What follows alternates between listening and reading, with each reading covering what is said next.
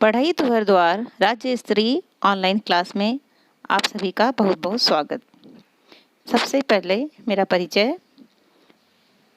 मैं श्रीमती गीता शरणागत, शासकीय आदर्श पूर्व माध्यमिक शाला सोहागपुर, संकुल केंद्र कोचवाय, ब्लॉक गरियाबंद, जिला गरियाबंद, छत्तीसगढ़।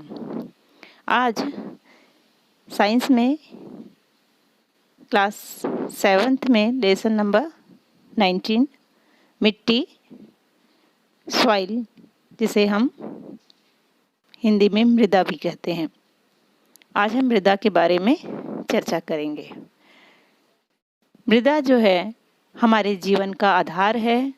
जिस तरह से हवा और पानी हमारे जीवन का आधार है, उसी प्रकार मृदा भी हमारे जीवन का आधार है।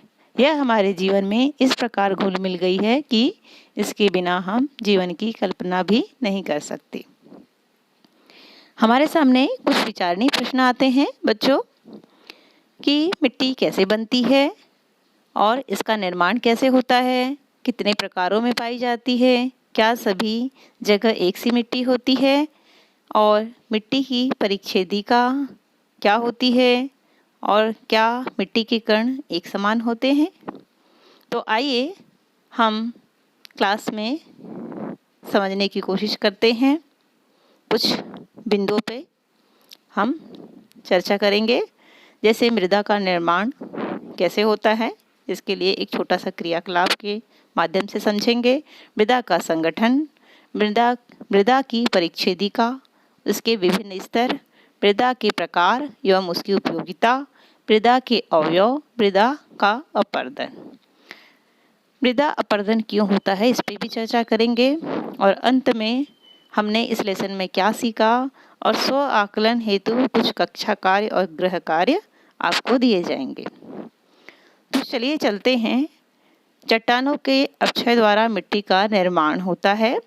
हवा और पानी जो है चट्टानों का अपक्षय का कारण बनती है।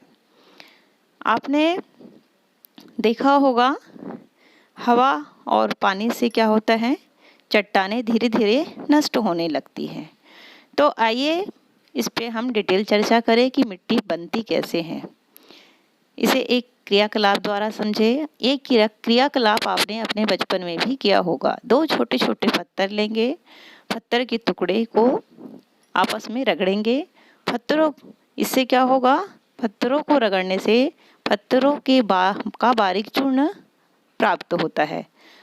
पृथ्वी पर चट्टानें अनेक भौतिक, रासायनिक, जैविक कारकों के कारण छोटे छोटे टुकड़ों एवं बारीक कणों में टूट जाती है। पृथ्वी पर बहता जल, वायु, ताप, ज्वालामुखी, भूकंप आदि भौतिक कारक जो है चट्टानों को तोड़ने का कार्य करते हैं। हम देखते हैं कि चट्टानों में उपस्थित खनिजों का रूपांतरण विभिन्न रासायनिक क्रियाओं द्वारा होता है। यह भी चट्टानों को कमजोर करने एवं तोड़ने का कार्य करते हैं। बड़ी बड़ी पहाड़ें जो होती हैं वह जल, वायु, ताप, ज्वालामुखी, भूकंप आदि भौतिक कारक जो होते हैं जो चट्टानों को तोड़ने का कार्य करते हैं। और इस प्रकार जो है ये चट्टानें कुछ छोटी चट्टानों में तब्दील हो जाती है। छोटी चट्टानें इन जल, वायु, ताप आदि के कारण फिर छोटी चट्टानों में तब्दील हो जाती है और इस प्रकार इनका क्षय होना या नष्ट होना प्रारंभ हो जाता है। हम देखते हैं कि ताप और जल या बारिश है ना, वायु, इनका प्रभाव चट्टानों पे बहुत अधिक पड़ता है, जिससे ये धीरे धीरे नष्ट होने लगती है और अंत में यह मृदा का रूप ले लेती है। मृदा में छोटे छोटे कण होते हैं और ये कण जो होते हैं चट्टान से ही बनते हैं। आइए हम अब मिट्टी कैसे बनती है ये आपने समझा। अब इसके पश्चात हम समझेंगे मिट्टी की परिच्छेदिका क्या होती है। इसके लिए हम एक क्रियाकलाप करेंगे। इसके लिए बच्चों हम एक कांच का गिलास लेते हैं जिसमें हम मुट्ठी भर मिट्टी डालते हैं और पानी डालते हैं। थोड़ा हिला करके इसको कुछ घंटे एक आधा घंटा रखने के पश्चात जब पानी स्थिर हो जाए तब हम मिट्टी के संगठन की पहचान करते हैं और देखते हैं। तो देखने से क्या पता चलता है, सबसे नीचे मोटे जो पत्थर होते हैं वो बैठ जाते हैं, उसके ऊपर रेत, फिर चिकनी मिट्टी, फिर पानी और उसके ऊपर ह्यूमस। अब ये ह्यूमस क्या है? ह्यूमस जो होता है मृदा की सबसे ऊपरी परत जिसमें सड़े गले जैव पदार्थ जो है उपस्थित होते हैं और इसे ही हम ह्यूमस कहते हैं। आइए हम चलते हैं। मिट्टी की परिच्छेदिका के बारे में जानने के लिए हमें ऐसे स्थान में जाना होगा जहां सड़क, पुल, कुआं, मकान की नींव या अन्य किसी उद्देश्य से भूमि को खोदा गया है। देखने पर हमें गहराई पर मिट्टी की अलग अलग परतें दिखाई देती है। प्रत्येक परत का गठन, रंग, गहराई अलग अलग होती है। स्लाइड में मिट्टी की परिच्छेदिका को दर्शाया गया है। इसमें विभिन्न स्तर ए, बी और सी स्तर को दिखाया गया है। इस स्तर में हम देख रहे हैं कि सबसे जो ऊपरी वाला स्तर है ए स्तर, इसका रंग गहरा होता है। यह सबसे ऊपर कार्बनिक पदार्थों से बनता है और उसके नीचे वाला लेयर में ह्यूमस से भरपूर होता है ये, और इसमें केचुए, कवक, जीवाणु जैसे कई जीवों का वास होता है। यह छिद्रयुक्त होती है और जल अवशोषण करने वाला होता है। नीचे का स्तर जो बी स्तर होता है यह कठोर होता है, हल्के रंग का होता है, कम कार्बनिक पदार्थ वाला होता है और इसमें खनिज पदार्थ जो है अधिक मात्रा में होते हैं। सबसे नीचे का स्तर जो होता है सी स्तर होता है। इसमें नीचे चट्टानें पाई जाती है। आपने देखा पिक्चर में, चट्टानों के छोटे छोटे कण होते हैं और खनिज पदार्थ भी पाए जाते हैं। तो इस प्रकार हम मिट्टी की परिच्छेदिका में विभिन्न स्तर को समझ सकते हैं। ए स्तर, बी स्तर और सी स्तर। इसके पश्चात हम चलते हैं मिट्टी की परिच्छेदिका को हम किस प्रकार से परिभाषित करेंगे। तो मृदा की विभिन्न परतों से गुजरती हुई सीमा मृदा परिच्छेदिका कहलाती है। मृदा परिच्छेदिका बच्चों आपको समझ में आ गया होगा। अब हम चलते हैं मृदा का अपक्षय। मृदा का अपक्षय वह प्रक्रम जिसके तहत पवन, जलवायु की क्रिया से चट्टानों के टूटने पर मृदा का निर्माण होता है, अपक्षय कहलाता है। यानी अपक्षय मतलब मृदा का नष्ट होना, धीरे धीरे नष्ट होना। हम यहाँ पे देख रहे हैं कि जल से किस प्रकार जो है हमारी जो चट्टानें हैं वह धीरे धीरे घिस रही हैं और नष्ट हो रही हैं, धीरे धीरे छोटे छोटे पत्थरों में तब्दील हो जाती हैं। इसके पश्चात हम चलते हैं मृदा के प्रकार जानेंगे। मिट्टी या मृदा के प्रकार को कितने भागों में बांटा गया है। एक तो रंग के आधार पे बांटा गया है और दूसरा है मिट्टी की प्रकृति के आधार पे बांटा गया है। रंग के आधार पे काली मिट्टी, लाल मिट्टी, पीली मिट्टी और भूरी मिट्टी 4 प्रकार की हुई। और दूसरा है मिट्टी की प्रकृति के आधार पे। मिट्टी की प्रकृति के आधार पे भी 4 भागों में बांटा गया है। दोमट मिट्टी जिसे जलोढ़ मिट्टी भी कहते हैं, रेतीली मिट्टी, लवणीय मिट्टी और क्षारीय मिट्टी। क्षारीय मिट्टी में क्षार की मात्रा अधिक होगी और लवणीय मिट्टी में लवण की मात्रा ज़्यादा होती है।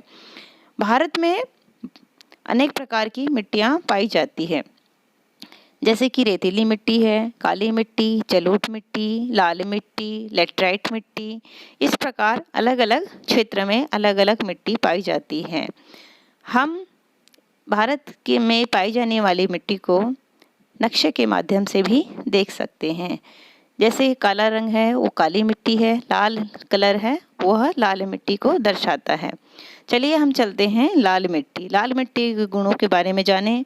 लाल मिट्टी का कलर जो होता है वह लाल किस लिए होता है बच्चों? यह आयरन ऑक्साइड की अधिकता के कारण होता है। लोहा, एल्युमिनियम, चूना अधिक मात्रा में पाया जाता है इस मिट्टी में। और लाल मिट्टी, पीली मिट्टी यह चॉकलेटी कलर की हो सकती है। अब हम चलते हैं काली मिट्टी।